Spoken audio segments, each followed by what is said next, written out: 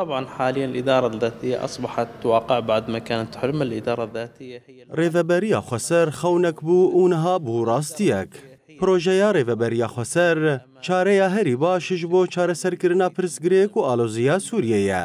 ji ber ku fikrê rêveberiya xweser li ser bingeha biratiya gelan, parastina mafê hemû pêkhateyan û avakirina Sûriyeka azad û nenavendî hatiye avakirin.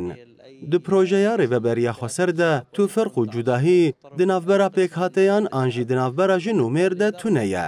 Herkes di nav rêveberiyê de maf û azadiya xwe bi dest xistine. عن رأي كل المكونات دون تحيز أو تمييز. طبعا الإدارة الذاتية هي مفتاح الحل للشرق الأوسط من خلال پروژه رêveberiya xweser çareserî ji pirsgirêkên rojhilata navî ne ji ber ku li ser bîngeha demokratîk û biratiya gelan hatiye avakirin.